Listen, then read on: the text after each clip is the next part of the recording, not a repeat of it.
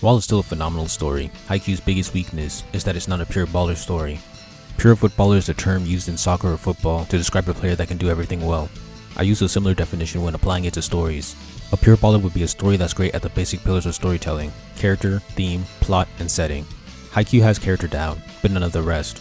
I counted one theme in this season, and the plot is repetitive. Training and matches repeat.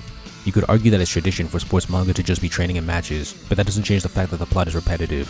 Thus I can't rate it the best in that area. That's like trying to argue that a tournament-heavy story like Record of Ragnarok has a good plot despite being repetitive. No one forced them to write their story that way. That was a choice. Furthermore, sports stories can be written to have themes and plot outside of the sport.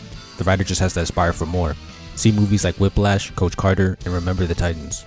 As for the setting, I'm undecided. It takes place in the real world and it's just about volleyball. So how much world building I expect from this is something I still have to think about.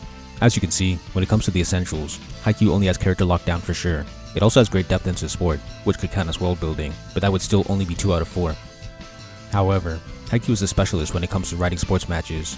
Other examples of stories that are more specialist rather than pure baller are JoJo's and World Trigger. Specialists aren't immediately inferior to pure ballers, but a specialist at the peak of its powers can't compare to a pure baller at the peak of its powers.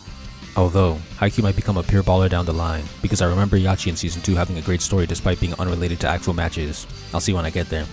In conclusion, Haikyuu's greatest strengths are its character development and sports depth. These two traits put it above most sports anime. However, it is not quite a pure baller story yet due to its deficiencies in themes and plot.